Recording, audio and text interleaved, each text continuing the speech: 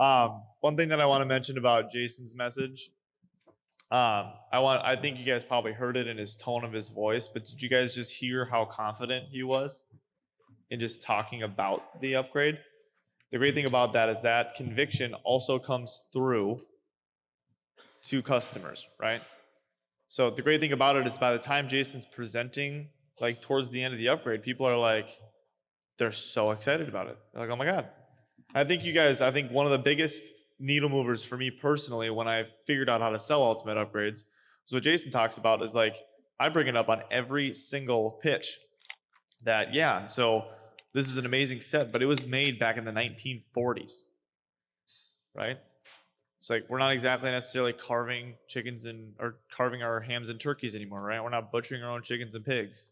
You're probably like most people where you use all of the knives, right? But you have like your few go-tos, right? So the new ones have all been designed around those go-tos, right? So again, it's a logical and emotional thing that Jason walks his customers through, and that's why he sells so many upgrades. So I had a question to start it off. And Daniel Reeder or Roger, would you guys be mic runners for me? Right back there, Carrie's gonna have some mics for you guys. Okay, cool. So, all right. So Ray, I had a question for you. So my question for you is when you are price positioning, your knives at the end. So obviously you kind of talked a lot about today from the beginning to your close. When you're price positioning, are you price positioning? A lot of people are probably wondering what type of price positioning you're using. Are you using Shun? Are you using Wustaf Classic, Icon Blackwood? And then what is your process from taking a person from, yes, I'm interested, to, I don't know if I want all of these pieces, to just closing the deal? Yeah, so comparison, I have a printed out Williams-Sonoma sheet for Shun Classic. I think it retails for like $3,300. It's on sale for $2,000. Looks legit, not something that we made. That's just my deal. Yep. And then I have on the flip side of that, I also have like I guess they have a 10-piece Michael Bross Shun set that's like $4,000 and on sale for $3,000. And then I use Wustaf Icon Blackwood, and I mentioned, hey, this is the brand that we just cut the leather with. That's like retails for $3,000 on sale for $2,000. So yeah, and then I talk about, hey, if Cutco wasn't around, these, and you guys were asking me for a good set of knives, a recommendation, I would definitely tell you these are awesome. They're great, they're high quality, they're well made, but they're also high maintenance. Most of my customers don't like washing their knives by hand. Most of my customers don't like honing their steel, nor do they know how to. So, obviously, with Cutco's, it's cheap things aren't good things aren't cheap. So with Cutco, we're obviously going to be, most of our customers expect us to be 2-3 times as much as these. And then I will show the Cutco kitchen page right there, whether that's the set that they chose or not. $9,300. If you wanted to knock it all out, that's a lot of our customers, like to see this up front because it's something that they work with me on. Like I told you, I've been a rep for blank amount of years, so I'll be working with you guys in the future. But the set that you're looking at, boom, and then just flip over the page in the binder, and then just go from retail to whatnot. What I'm usually doing is, so this is a Cutco corporate discount. Mrs. Jones, when you go to stores, you get a coupon. You can use the coupon or you can get the store discount, but not both. Can't combine discounts. What's cool here is you're double dipping. So this is the Cutco corporate discount. Cutco sets prices, so I can't do anything on this. It's not like I buy these wholesale and just sell them to you for whatever I want. This is the price. It's a fantastic deal. But if I'm working with Nicole, but what my wife and I are doing at this event is when you buy this set, we're going to give you guys, if it's a 6 set, we're going to give you 3 of these gadgets. We're going to buy 3 of these gadgets for you, or Homemaker 2, so on and so forth. So it's kind of that. As far as, so usually I'm asking, when I ask which set or sets would be best for your household, and then I'm showing them that, and then that's the one that I'm closing on. Before I ever go into the close, I'm making sure that they would use all of those pieces. I'm trying to get that out ahead of time and work through the customization if needed. or working through why they should use everything in that set. And then just to clarify your question, so then you're thinking you're asking from there, getting them to say yes after I. So what are some confirmation questions you're asking? Yeah, sweet. So you use all these knives, awesome, and you like this color. I mean, I'm super basic, Josh Muller. Go straight through it. And if there's a think about it or an objection thing, the stall close, write it down. My go-to closes are 8. A scale of 1 to 10. I use that like 80% of the time. That's the cool thing is you guys, if you want to master something, like I said, it's an 80-20. There's 15 different closes. There's 100 different closes you can use. Closer Survival Guide by Grant Cardone is an awesome resource for that. A lot of them make sense, some of them don't. But you could have as many closes as you want. But if you have a go-to that you can master, it's going to affect your sales big time. So I use that all the time. And kind of what I do is if they're at like a 9, I just help them make 8 or 9. Just help them make the decision without usually offering anything for free. If they're like a 7, 7 and 8, or it's all different scenarios, husband and wife, that kind of thing. Then you just sweeten the deal. If they're at like a 5 or a 6, then I ask them what it's going to take, not to get to a 10, but what would it take to get you to 8 and to a 9? So, hey, 5 or 6, great. It's a little far for this set, Mrs. Jones, just being real. So what would it take to get you to an 8 or a 9? And then usually that will bring out what the real objection is. And then I can adjust from there, whether it's how many knives, the price, we weren't expecting this much, so on and so forth. Perfect. And then you're just moving. Awesome. Yeah, I think the key there too, guys, is that notice that all of the top people, right, they're doing like 1 or 2 things, but they're doing it at every single demo. The scale of 1 to 10 works for basically every single human being, right? And the great thing is that they can actually see and they're vocalizing how they feel, right? So if they're at a 5, you're probably not quite on the right package. And if you are on the right package, they might ask for some ridiculous deal, but that means that they're probably like, I can't remember who was saying it yesterday. I think it was Curtis. It was like, if they say $400, that's what they're willing to spend today, right? So it's like finding the package that they're willing to spend money on. So who's got some questions? Let's go back there. Sharissa? This sounds good. So during like whether it's a service call or a show, after you've already like overcame the objections, right? Like you would use this forever. It makes sense. They're with you. And then do you ever find like right before the close, sometimes they just start selling themselves off of it for like all of the reasons, like they're excited, but then they start selling themselves off of it. How do you handle that and like make them feel understood and like bring them back to why they were excited in the first place? So do you have a question for somebody specific? We just don't have a ton of time, so who would you like to hear from? Whoever feels they want to share. That's fine. It's me. Eeny, meeny, miny. Well, Jason, you go. So you said on a service call or the booth, Or the booth. right? And you said that they're selling themselves off of the set or the package. Are we talking about, let's say, an ultimate upgrade? Yeah, like right before the close. Are we talking about, because if you're on a service call, it's a past customer. All right, and then what are the things that they're saying when they're selling themselves off of it?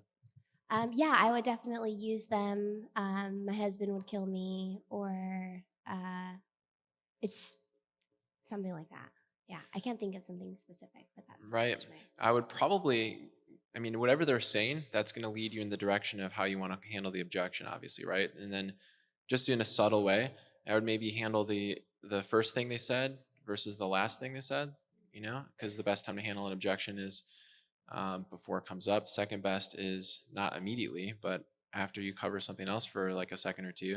So handle the first thing they mentioned and then subtly go into the other thing that they mentioned and really bring up, you want to just find the core of what it is that's going on though. Is it a price thing and they're just trying to justify why they don't want to do it without saying it's a price thing, and it's, they just don't want to be embarrassed.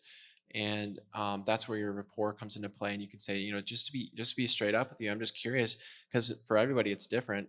Could you budget the $296 right now if you really, really wanted to? If like by some miracle it was perfect, like a perfect set, would that be okay? Just subtly, instead of being like, hey, can you afford $400 or $300? You just, say it a little bit differently in a nice way with like a little up tonality at the end.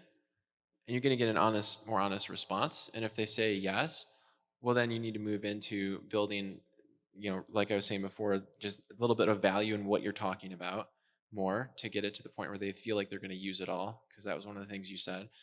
If they're going to use it, they can afford it, and they're going to have it forever. It just makes sense to own it. So you just kind of got to reiterate, maybe do like a little more reassurance with that person. And you have to really find the root though, because for some reason they're selling themselves off of it in front of you for some reason.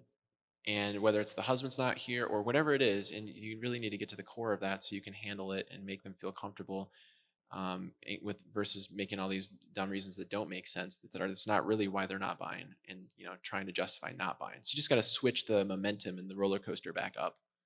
Like that. That's awesome. Comment on that real quick. Just to echo what he's saying, I think the key, Grant Cardone talks about, there's always only one objection.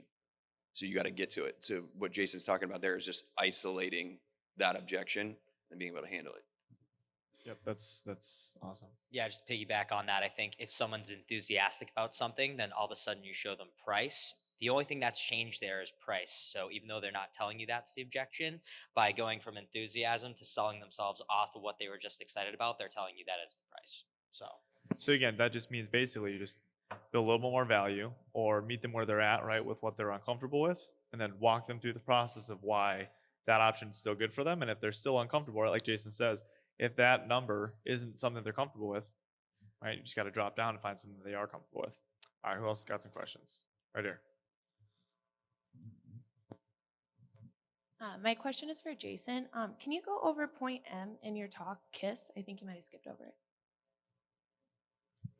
Did you Yeah, say? just dropped Did you so say many kiss? nuggets. Yes. Okay. So many nuggets. Skipped right over one. M. You said okay. And what does it say on the sheet there? Keep it simple. Okay. Stupid.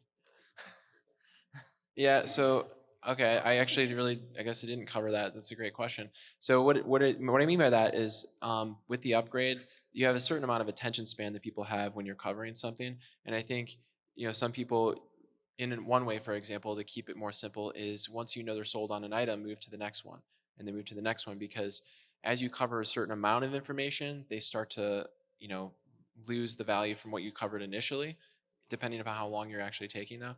And if you just keep everything more simple for the customer versus covering extra information and extra value that's not needed for certain pieces or the block or whatever it is, like if someone needs help understanding why the block is important, I'm going to cover that. But if not, and they like blocks, I'm going to keep it simple and I'm going to stay focused on what it is I need to be focused on to create the value in the shortest amount of time so that I can sell ultimate upgrades to people in the quickest amount of time to close another customer.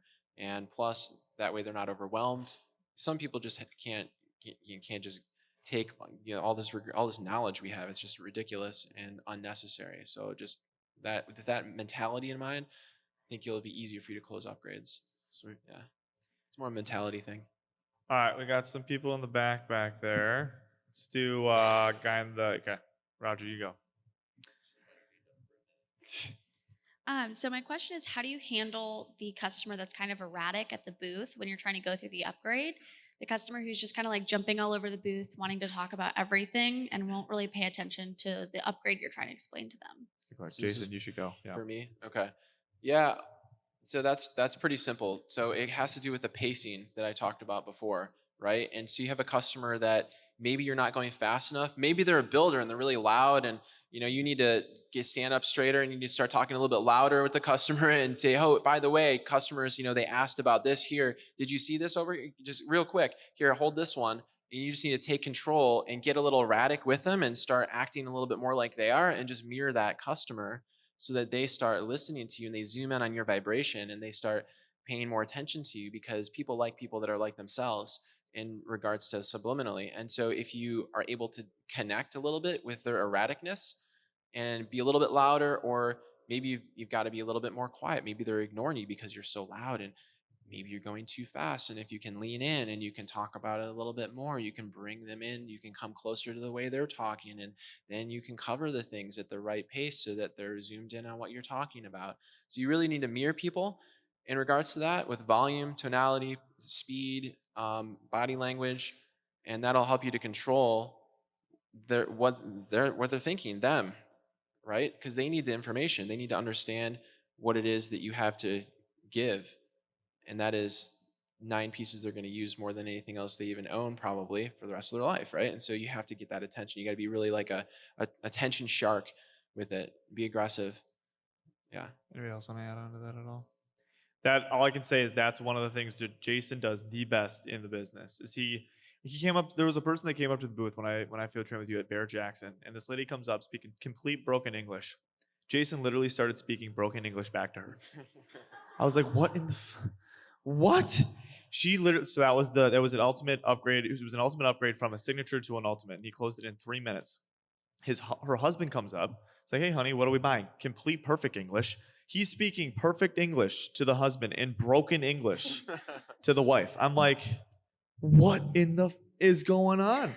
But she resonated so much with Jason because she was buying from somebody that seemed like herself, right? You don't have to be a chameleon in this business, right? But the nice thing is that if you match a person where they're at, if they're erratic, I've seen Jason deal with complete drunk people, right? It was funny. I was asking him a question one time, like, how do you deal at events with people that are like intoxicated? Jason's like, literally act drunk. People were like, oh, I'm not going to buy right now. I'm too intoxicated. He's like, you're getting that because people think that you're too sober and they're not comfortable to buy from you.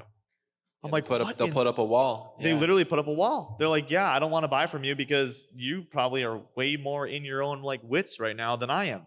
So I literally was like, oh my God. And I literally started, well, I mean, I absolutely have a couple beers at the booth once in a while, right? I'm guilty of that. But I was like, absolutely, for a person that comes up that's a qualified person that's like could drop stacks on an ultimate, right? Without really thinking about it, act more intoxicated. And I was closing bigger orders faster because of your question, like how do you match a person because of what Jason talks about, right? Yeah, I'm glad we have Bert on this panel as well. Yeah, sorry. Yeah, but literally that's so important. Sorry about that. Had to go off about that for a second. All right, guys, who else? We got one back there. Do you have any tips for like other than like the basics for like upgrades for selling blocks other than like you wouldn't put a Bentley like on the street or like all the knives in one place? I found a lot of times when like I'm upgrading from like a signature to a complete set or the basic to the signature, it's hard to get the sell the block. Do you have a specific person you want to hear from? Jason. Probably not me. Okay, cool. Yeah, do you want to handle this one, Bert? Yeah, so the thing is, if you're at home, I'm going to take more time. I'm going to close the block. But if I'm at the booth, I'm just going to close the upgrade without it. You know, if they're a little against it, there's no reason for me to have built all this value and be at this point or this moment where we're making a decision. And if I remove the block, I'm still closing a $1,200 order. That I wouldn't just go ahead and do that right then and there and make it easy and simple and close it. Now, if it's someone that's on the border with the block, you know, I'm gonna go through the block. So if you want to know for service calls what I know, or if you want to know me, I could just cover that right now. So basically, the block takes out everything out of the drawer. You don't just want to throw your high quality handcrafted tools into the drawer and just let them cut themselves. And it's not as safe. Plus, having it all out, you just save so much more time. Instead of opening a drawer and closing it every single time you need a knife, it's just a big waste of time in the long run. Plus, it's a lot safer, and everything you can have access to, and it's all got its own particular location in the block. It's really not that big. It's the size of this piece of paper right here. You just hold up a piece of paper. It's 11.5 inches, 10.5 inches, and it would fit right on here, which you can really fit like basically anywhere. And if you look at the size of the block you have now, really it's only 4 more table knives wider, steak knives, little table steak knives, whatever, wider than the one you have now. And so it's like this much wider. I mean, it's really not going to make a big difference. And once you get it in your kitchen, it's just like, I remember when I first got my ultimate block and I was just like, I would just be on the phone staring at my block because it looks so freaking awesome with all my stuff in it and my scissors fit in there. And it just makes so much sense to have everything in one spot, all like looking awesome like that. And plus the blocks come in cherry now. So it matches maple, pine, walnut, cherry, any type of dark cabinet. Unless your cabinets are literally just oak color, then it just makes more sense to have the darker block that looks nicer and goes with everything in your kitchen. Nugget. Yeah. Love that. All right. Does anybody have a question for Foss at all? Oh, we're right here. For Daniel right here. Stand up. It's got to be on the microphone just so we can hear it. It's on a recording. Matt, so what would you do, or what are the verbiage you'd use in order to close deals that are smaller than homemakers, like for example, studio sets, 5-piece specials, and stuff like that? You're trying to close ultimate upgrades, and the customer's with you, but the objection is, I don't want holes in my block. What was the objection again? I don't want holes in my block. You don't want holes in your block. So I always paint the picture for them that this is kind of a long-term thing. I always tell them, the great thing about the like when I'm selling builder upgrades, for example, it's like you guys are like just like Cutco just came out with a bunch of new stuff that you just really loved and bought, or you're interested in looking at. Like Cutco is constantly coming out with new stuff, so it's a great thing that you have some slots open, because when we do come out with something new, that way you always have a slot for it, and I can kind of help you add on as time goes on. Makes sense, right? And they're always like, yeah, totally. And I always build it into like, yeah, because I'm your Cutco guy. This is a long-term thing. Like this is going to be perfect for you. So that's kind of how I handle that objection. Is it's a good thing. We're going to come out with new stuff. You're going to want it. I don't want you to be trapped with, not having space. So. Nugget. Who else has got some questions? Carrie, do we have till 11? Is Carrie back there? 11:15 or 11:25? Pretty sure it's 15. 15? Okay. So we got through 2 minutes. So we got basically time for one or two quick more questions. Got one over here.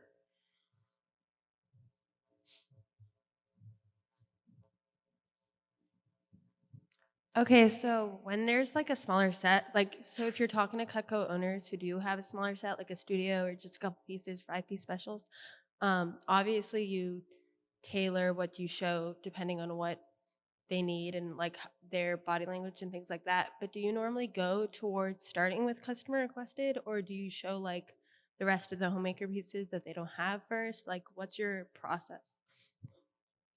That's a good question. So my process, so you're saying if they have like a smaller block and you want to sell them an ultimate upgrade, but there's still some pieces they're missing in there, with just know if you have your ultimate upgrade approach down pat, you want to just sell an ultimate upgrade first, and then I'll usually use those other pieces and upsell after. And sometimes I'll tell them like, if by the way, there are going to be a couple open slots in your block, I do have a few recommendations for you based on what you got and what you already have, if you're open to hearing about those really quick. And then I'll just go into some of those pieces, see if any of them stick. I'll throw them on a wish list for them for later. One thing I've been doing recently too is like throwing them on a wish list and be like, cool, we'll get those on your block later, build some more rapport to kind of break their pattern a little bit. And then I'll go, you know what, by the way, I know you're probably going to get these later since they're on your wish list. Is it okay if I just make you a super awesome, crazy deal on just adding the rest of the pieces to fill it in? And a lot of time they're open to it, and then you can upsell it like that. Yeah, so basically what Matt says is all great, and that's exactly what we wanted to do. Just to clarify at the beginning what he started saying is it doesn't matter what they own. The ultimate upgrade approach makes sense with like the one in the middle, your favorites, right? It's like this process. So it doesn't matter what they have, you're just going to do that approach. Okay, now unless you're looking to say, hey, do you have a second home, or go into the family program and they can either gift the set they own now to one of their kids and treat themselves to a new set of Cutco. Maybe they like a different color handle or something like that. You can do some exploratory questions at the beginning if you'd like. But regardless, if you you don't know, or you're not sure, or you're not looking to do some other direction like that, or sell them an entire set, just do the approach, and then like Matt said, all that advanced stuff afterwards about, selling more knives to them and to fill in their block and stuff like that. If that works, upselling after that. Yeah. Thank you. Sweet. All right. So it's 11:15. Do we Real want quick. one more question? Okay, one more quick one. Brett, go ahead. No pressure. This is for Ray Reed. I figured since you're on stage, you have to tell me the truth. Question 1 is, how do you get your beard to look so amazing? Don't answer yet. Question 2, it's a little bit harder. You talked about if people buy a set from you the first time, they're pre-framed to buy a set. If you're selling someone who has a few pieces, they're more pre-framed that way, right? What are some tips to take someone that is used to buying pieces, whether it's from online or through College Kids, to pre-framing that they're going to be buying sets or packages from then on out when they work with you? Great question, and that is well. First off, the beard, you just got to let it go for a while, man, and just go through the rough stages, and then it smooths out, be real nice. And then watch some YouTube videos on fading it up, shaping it, that kind of thing. And then get some good beard oil. Invest in high quality stuff. It's gonna be great. And to not answer your second question, but to let you guys know, I had a couple people ask me for handout or notes because I was going through some phrases pretty quickly. I was on the procrastination boat, but I'll send you guys a PDF. If you guys want to write this down, I created a link for you to go to shoot me your email so I can send it back to you. But it's bit.ly/RR selling sets. If you guys give me your email there, I'll shoot you guys a PDF with my notes from the talk. One more time. Bit.ly, bit.ly, whatever, bit.ly/RR selling sets. You fill out your email and I'll send it to you. Yep. And then honestly, so that's what I was saying, Brett, in my talk was that I focus on new customers. I would love to hear that from one of these guys on how they pre-frame those people that have already been buying a few pieces. I was saying that I like and focus on new customers because I want that original, framing being done by me. I think Jason would be a great person to answer that question.